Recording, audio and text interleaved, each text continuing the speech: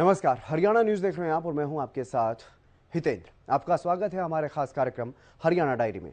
इस कार्यक्रम का एक ही उद्देश्य है कि आप तक हरियाणा के हर उस विकास की जानकारी पहुंच पाए जो मुख्यमंत्री मनोहर लाल के नेतृत्व में लगातार किया जा रहा है। तो बने रहिए हमारे साथ और देखते रहिए हमारा खास कार्यक्रम हरियाणा डायरी।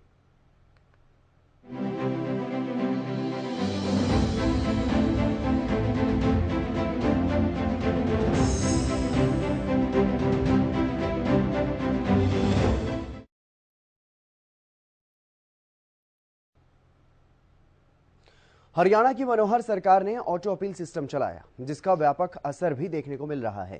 प्रदेश भर में काफी बड़ी संख्या में लोगों को इसका लाभ मिल रहा है, जिससे मुख्यमंत्री मनोहर लाल भी खुद काफी संतुष्ट नजर आ रहे हैं और वहीं आम लोगों को इसका लाभ मिल रहा है, जिसके लिए लाभार्थियों ने सरकार का धन्यवाद भी जताया। ऑटो अपील सॉफ्टवेयर का व्यापक असर। मनोहर सरकार में शिकायतों का तुरंत समाधान। सरकार के ऑनलाइन पोर्टल से जनता को लाभ।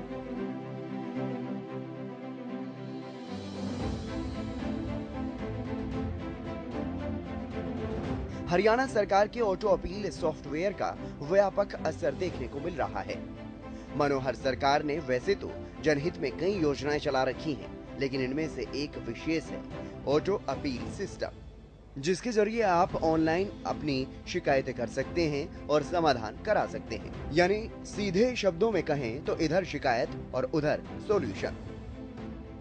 तय समय अवधि में शिकायतों का सॉल्यूशन, पारदर्शिता के साथ जवाबदेही भी तय। सीएम मनोहर लाल ने कहा कि प्रदेश में नागरिकों को तय समय सीमा में सेवाओं का वितरण सुनिश्चित करने के लिए शुरू किया गया ऑटो अपील सॉफ्टवेयर बेहद कारगर साबित हो रहा है। इस सिस्टम के लागू होने से पारदर्शिता और जवाबदेही सुनिश्चित होने से सरकारी सिस्टम में क्रांतिकारी बदलाव आया है और आमजन को बड़ी राहत मिली, क्योंकि उनके काम अब निर्धारित समय सीमा में होने लगे हैं। जानकारी के मुताबिक गुरुग्राम की स्बीहा फरद की बिलिंग शिकायत, करनाल के रामपाल शर्मा की वृद्धावस्था पेंशन संबंधी शिकायत और जींद के राहुल को डॉक्टर अंबेडकर मेधावी छात्रवृत्ति योजना के तहत मिलने वाली राशि के संबंध में आई समस्या का भी आज के जरिए समाधान किया गया। लाभार्थियों ने जताया सरकार का आभार। ऑटो अपील सॉफ्टवेयर से लोगों में खुशी। दफ्तरों के चक्कर से दूरी, समाधान जरूरी। ऑटो अपील सॉफ्टवेयर का अभी तक काफी लोगों को लाभ मिल चुका है। इतना ही नहीं, लाभार्थियों ने भी सीएम मनोहर लाल का धन्यवाद व्यक्त किया है। उन्होंने कहा कि प्रदेश सरकार की ऑनलाइन योजनाओं से अब उन्हें बार बार सरकारी दफ्तरों से चक्कर नहीं काटने पड़ते। ये सरकार का काफी सराहनीय कदम है। इतना ही नहीं, ऑनलाइन शिकायतें सबके सामने भी होंगी और सब कुछ शीशे की तरह साफ होगा। यानी कि लोगों का कहना है कि अब सभी काम भी पारदर्शिता के साथ होंगे और समाधान भी जल्द से जल्द हो सकेगा। लाभ लेने के लिए किसी भी कार्यालय पर ऑनलाइन वो आवेदन करते हैं अथवा जा करके अपनी बात को आगे पहुंचा करके उनकी सेवाएं लेने का काम करते हैं और उनको समय पर यदि वो सेवा प्राप्त नहीं होती तो पहले हमारा काम था उस दफ्तर में जाना, दरखास्त लेके जाना, दस्तावेज बनते थे, फाइलें बनती थी, लेकिन भटकना पड़ता था।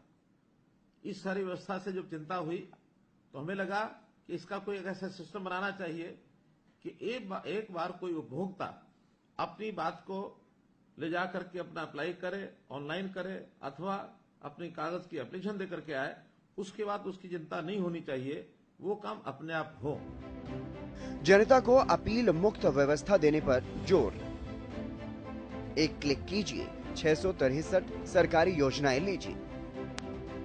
सीएम ने कहा कि सरकार नागरिकों को अपील मुक्त व्यवस्था प्रदान करने की ओर अग्रसर है, ताकि लोगों को तय समय अवधि में ही सारी सेवाएं मिल जाएं। उन्हें किसी भी स्तर पर अपील करने की आवश्यकता ही न पड़े। इसी तरह राजस्व विभाग में पहले कई स्तर पर अपील करनी पड़ती थी, जिसमें कई साल गुजर जाते थे। इसके समाधान के लिए भी प्रदेश सरकार ने रिमांड प्रथा को खत्म किया और केवल 2 स्तर तक ही अपील का प्रावधान किया गया। इससे लोगों को बड़ी राहत मिली है। सरकार ने अनेक सेवाओं और योजनाओं को ई सेवाओं से जोड़ा। जिस प्रकार सेवा का अधिकार आयोग ने अपनी सेवा को ऑटो अपील सिस्टम के जरिए आमजन तक पहुंचाने का काम किया है, ठीक वैसे ही सरकार ने ई गवर्नेंस यानी कि अलग अलग वेबसाइट, पोर्टल, एप्लीकेशंस के जरिए आम आदमी की पहुंच सरकारी सेवाओं और योजनाओं तक सुनिश्चित की है। सीएम ने कहा कि आज कोई भी नागरिक 50 विभागों की 663 योजनाओं और सेवाओं को एक क्लिक से ऑनलाइन प्राप्त कर सकता है। जनता की सेवा के इसी भाव के चलते सरकार को सर्विस डिलीवरी की सरकार कहा जाता है। व्यवस्था को बनाने के लिए एक नया कार्यक्रम हमने चलाया और एक सॉफ्टवेयर बनाया। उस सॉफ्टवेयर का नाम था ऑटो अपील सिस्टम अर्थात आस। और ये आस का काम हमने जिम्मे लगाया।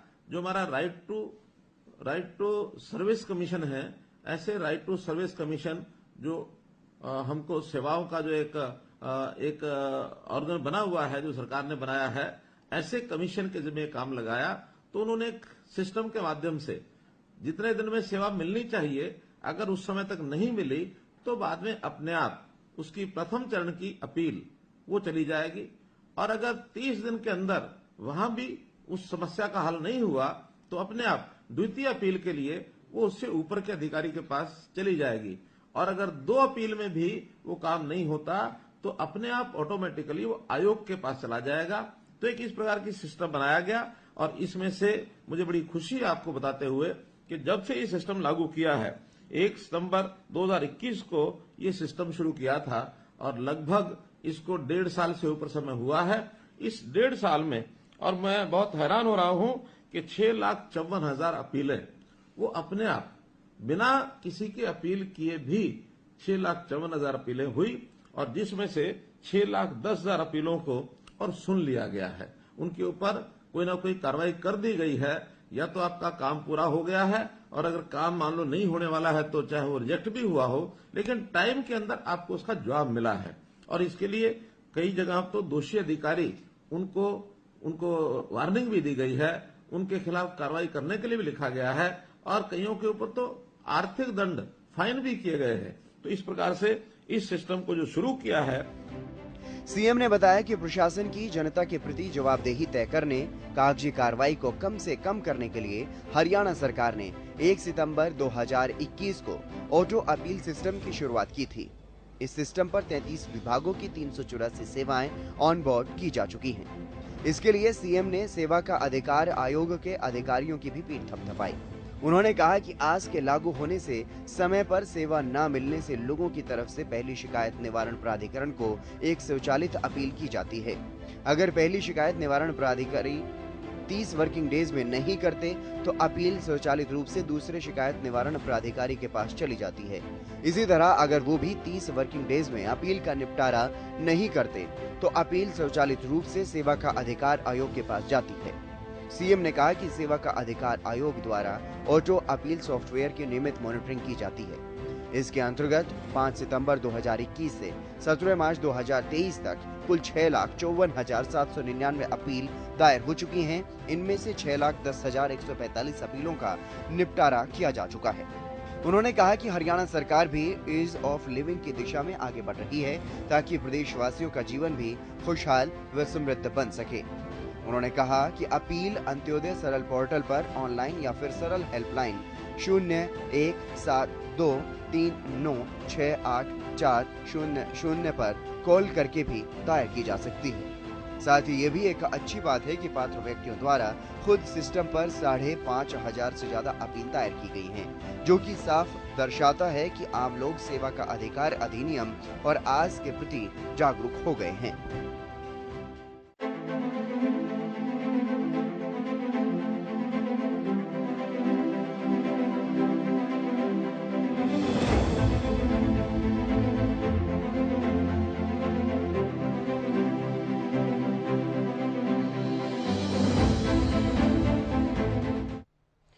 वहीं विधानसभा के बजट सत्र के दूसरे चरण में पहले ही दिन काफी हंगामा देखने को मिला, जहां सदन में कई मुद्दों पर सत्ता पक्ष और विपक्ष में जमकर नोकझोंक देखने को मिली।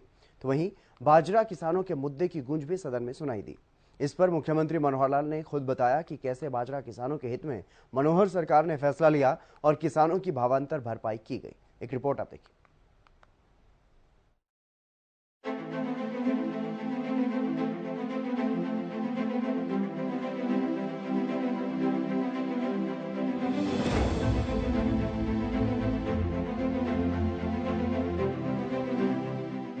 बाजरे की भावांतर भरपाई को लेकर विधानसभा की कार्यवाही के दौरान शुक्रवार को काफी हंगामा देखने को मिला। एक तरफ बजट सत्र पर चर्चा के दौरान बीजेपी विधायक अभय सिंह यादव ने यह दावा किया कि किसानों को बाजरे का भावांतर मिल गया है, पैसा उनके खातों में पहुंच गया है, तो वहीं विपक्ष के नेता ने इस पर सवाल उठाए और पूछा कि सरकार कहती थी कि 450 रुपए प्रति क्विंटल भरपाई देंगे, लेकिन हैफेड ने 1750 या फिर 1800 रुपए प्रति क्विंटल के हिसाब से 1.10 लाख क्विंटल बाजरा खरीदा। ऐसे में भावांतर भरपाई का क्या हुआ? नेता विपक्ष के इस सवाल पर खुद मुख्यमंत्री मनोहर लाल ने मोर्चा संभाला और सदन में जवाब दिया और बताया कि हैफेड स्वायत्त संस्था है और वो बाजार कीमत पर ही फसल खरीदेगी। भावांतर भरपाई योजना के तहत बाजरे के न्यूनतम समर्थन मूल्य व बाजार मूल्य के अंतर को पूरा करने के लिए 450 रुपए प्रति क्विंटल की दर से किसानों के खाते में पैसे दिए गए। राज्य सरकार ने डीबीटी के माध्यम से सीधे किसानों के खातों में पैसा पहुंचाना सुनिश्चित किया। मुख्यमंत्री ने विपक्ष के कुछ सदस्यों द्वारा भावांतर भरपाई योजना के तहत बाजरे की फसल का पैसा किसानों के खाते में नहीं पहुंचने के एक मामले में दिए गए दस्तावेज पर सदन में स्पष्ट किया कि दस्तावेज में दर्ज अनिल यादव के खाते में 13,574 रुपए भेजे जा चुके हैं। जहां तक बाजरे की बात है, 450 रुपया एक रेट तय हो गया ऑन एवरेज तय होने के बाद सरकार ने तय किया 450 रुपए देंगे।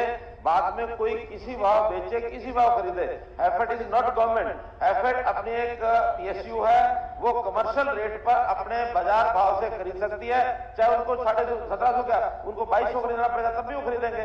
हमने 450 सबको देना है, उसके कम ज्यादा बेचना ये किसान का और खरीदार का दोनों की मर्जी है, जैसा बनी करे। अगर इन्हीं दोनों का अकाउंट ला के हमको दे दे कि उनके इस दिन के खाते में नहीं पहुंचा तो कोई प्रमाण है। अगर ये प्रमाण है कि अनिल यादव सन ऑफ सूरज सिंह उसका 3.769 एकड़ जमीन है, 13,574 रुपया स्टेटस है, पेमेंट सेंड। आपको बता दें, जब बाजरे की फसल की खरीद शुरू हुई थी उस वक्त मुख्यमंत्री मनोहर लाल ने बाजरे की खरीद के लिए बाजरा किसानों को बड़ी राहत दी थी और बाजरा किसानों के लिए बड़ी घोषणा करते हुए मुख्यमंत्री मनोहर लाल ने कहा था कि भावांतर भरपाई योजना के तहत ऐसे किसानों को 450 रुपए के हिसाब से पर क्विंटल के हिसाब से ये पैसा मिलेगा। आज ये घोषणा की जाती है कि उन सब को 450 रुपए के हिसाब से और किसानों को पर क्विंटल के हिसाब से भावांतर भरपाई योजना में ये पैसा मिलेगा। मुख्यमंत्री मनोहर लाल किसानों के हित में इससे पहले भी बयान दे चुके हैं और कई योजनाएं भी ला चुके हैं। यहां तक कि मुख्यमंत्री मनोहर लाल तो ये तक कह चुके हैं कि वो तो ये चाहते हैं कि किसानों को एमएसपी से भी ज्यादा पैसे मिलें। एक सिद्धांत और रहता है, वो आपको बता दो। हो सकता है जो सिद्धांत मैं कहूँ वो फिर बाद में कांग्रेस के लोग भी कह देंगे हम भी तो इस सिद्धांत पर नहीं करते थे। अगर वो ये कह देंगे उस सिद्धांत पर नहीं करते तो आज उनको फिर कहना भी नहीं चाहिए कि यहाँ बनाओ। कभी भी किसी चीज की एब्सोल्यूट वैल्यू, कोई चीज फिक्स है कीमत, उसका कानून नहीं बनना चाहिए। कानून बन जाएगा तो फिर ये झगड़े शुरू होंगे कि 5 साल पहले इतने रुपए में खरीदने की बात कही थी, आज आप इससे ज्यादा इतने क्यों नहीं बढ़ाते हो, और फिर कभी कम बढ़ेगा कभी ज्यादा बढ़ेगा। ये विवाद हर साल का शुरू हो जाएगा। हमारा तो कहना यह कि परिस्थितियां ऐसी बनाओ कि एमएसपी पर किसान को एक भी दाना बेचना न पड़े।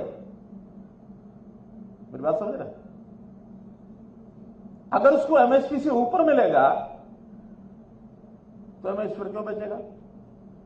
अगर उसके पास विकल्प है, दो जगह ले जा सकता है, एक जगह एमएसपी के लिए, एक जगह एमएसपी से ऊपर, तो कहां जाएगा? कहां जाएगा? ऊपर ही जाएगा, बाहर जहां बिकेगा। चाहे उसके खेत में से कोई खरीद ले जाए, चाहे प्राइवेट खरीदार अपना कोई मंडी में उसको अपने फैक्ट्री में बुला ले, कहीं मिल में बुला ले, कहीं बुला ले, ज्यादा भाव मिलना चाहिए। अगर एमएसपी से ऊपर मिलता तो वहां बेचो, उससे कम अगर हो जाए तो दौड़ करके मंडी में आ जाओ, हम खरीदेंगे, हमारी गारंटी। बाहर के लिए क्यों हम कानून बनाए? बाहर जब हम कहते हैं कि उससे ऊपर बेचे तो बेचो, तो जबरदस्ती थोड़ा ही ले रहा है आपका प्राइवेट आदमी। पहले आपके लिए बेचने के लिए एक दुकान थी, अब बेचने के लिए 2 दुकानें हैं, तो हमने छूट दी है ना, कुछ रोका तो नहीं है। तो जो सिस्टम पहले चल रहे थे उसने से कुछ भी कम नहीं किया है, बल्कि एक एक्स्ट्रा आजादी दे दी किसानों को कि हम कहीं भी बेचें। इस योजना का लाभ प्रदेश के किसानों को मिल भी रहा है। किसानों के खातों में सीधा पैसा भेजा जाता है। चलिए अब आपको बता देते हैं इस योजना का मुख्य उद्देश्य क्या है।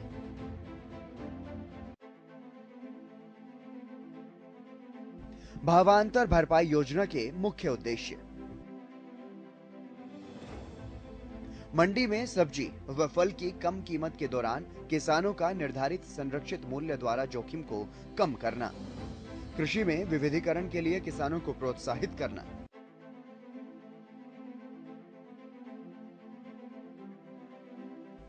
वहीं अब आपको बता देते हैं कि इस योजना की मुख्य विशेषताएं क्या हैं।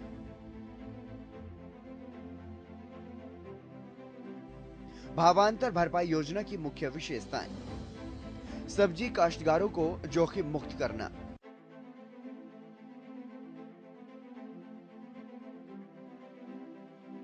योजना के अंतर्गत फसलों पर प्रति एकड़ किसानों की आमदनी सुनिश्चित करना, योजना के अंतर्गत मुख्य रूप से 4 सब्जियों टमाटर, प्याज, आलू एवं फूल गोभी के लिए संरक्षित मूल्य निर्धारित करना,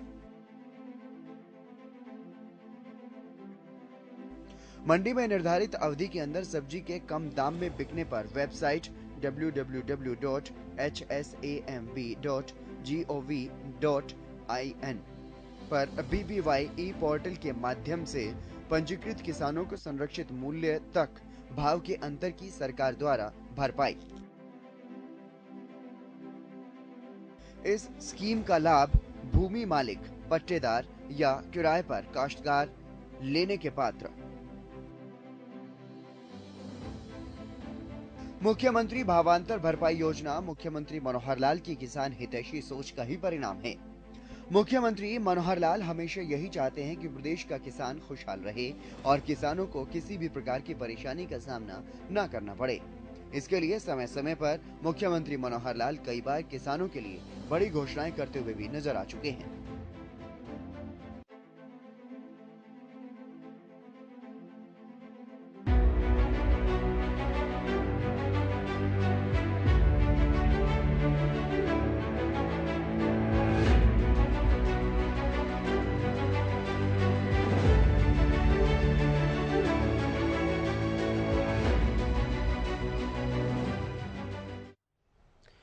हरियाणा की मनोहर सरकार आगामी गर्मी के मौसम में होने वाली चुनौतियों से निपटने के लिए भी पूरी तरह से तैयार है। मनोहर सरकार ने तापमान में वृद्धि को देखते हुए प्रदेश में बिजली, पेयजल, सिंचाई के लिए पानी की निर्बाध आपूर्ति समेत स्वास्थ्य संबंधी सभी प्रकार की तैयारियां शुरू कर दी हैं। एक रिपोर्ट आप देखिए।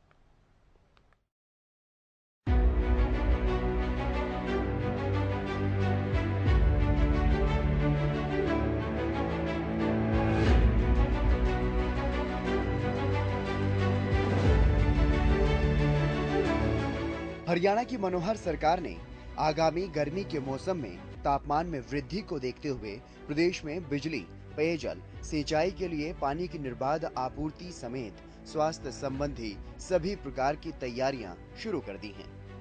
इस मामले में मुख्य सचिव संजीव कौशल ने वरिष्ठ अधिकारियों तथा जिला उपायुक्तों के साथ अहम बैठक की और आवश्यक दिशा निर्देश दिए। मुख्य सचिव ने निर्देश देते हुए कहा कि तापमान में वृद्धि को देखते हुए बिजली, पेयजल व सिंचाई के लिए पानी की निर्बाध आपूर्ति के लिए सभी संबंधित विभाग अपनी पूरी तैयारी रखें, ताकि किसी भी प्रकार से आमजन को कोई असुविधा का सामना न करना पड़े।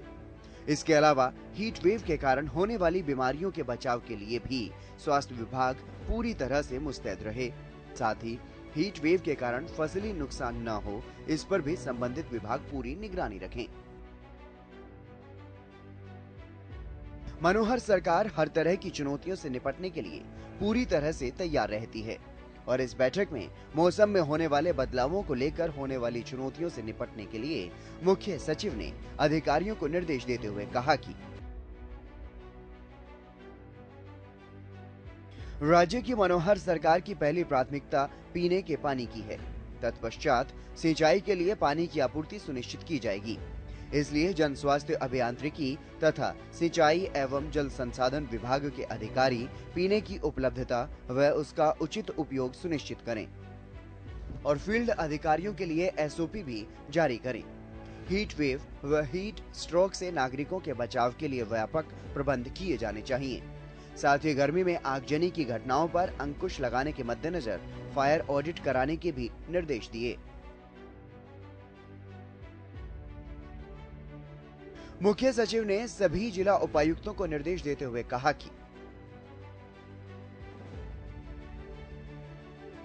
पानी की चोरी को रोकना एक बड़ी चुनौती है, इसलिए वे अपने क्षेत्रों में पानी की चोरी की घटनाओं पर निगरानी रखें।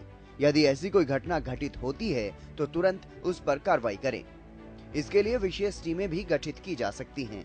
इसके अलावा सभी जिला उपायुक्त हर 15 दिन में संबंधित विभाग के अधिकारियों के साथ बैठक करें ताकि जिले में पानी की उपलब्धता की वास्तविक स्थिति का पता लग सके और यदि कहीं पानी की कमी की संभावना बनती है तो तुरंत उसकी सूचना मुख्यालय को दें।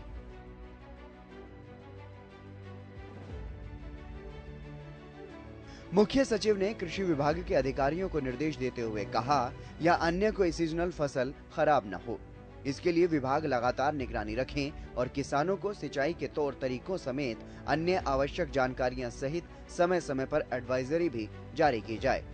तो वहीं बिजली निगमों के चेयरमैन पीके दास ने प्रदेश में बिजली की उपलब्धता को लेकर जानकारी दी। उन्होंने बताया कि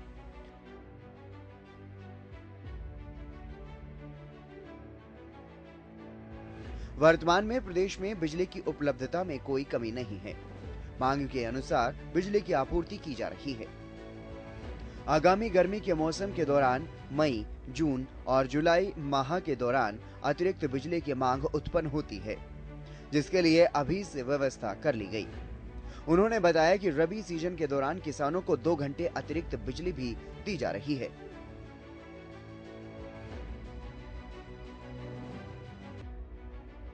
वहीं वीडियो कॉन्फ्रेंसिंग के माध्यम से बैठक में जुड़े मौसम विभाग के विशेषज्ञों ने जानकारी दी। उन्होंने बताया कि पूर्वानुमान के अनुसार आगामी दिनों में बहुत ज्यादा तापमान बढ़ने की संभावना नहीं है। हालांकि दक्षिण हरियाणा के कुछ क्षेत्रों में तापमान में वृद्धि देखने को मिल रही है। अप्रैल, मई और जून महीने के दौरान बारिश की भी संभावना है। कुल मिलाकर तापमान में वृद्धि से घबराने की आवश्यकता नहीं है।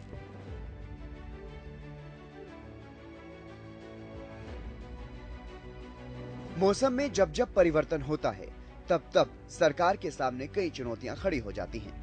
लेकिन ऐसी चुनौतियों का सामना लोगों को ना करना पड़े, प्रदेश की जनता को बदलते मौसम में कोई परेशानी ना हो, इसके लिए प्रदेश की मनोहर सरकार पहले से ही सावधान रहती है और पहले से ही तैयारी भी कर ली जाती है। अब गर्मी के मौसम में होने वाली परेशानियों से निपटने के लिए सरकार ने अपनी पहले ही तैयारियां शुरू कर दी।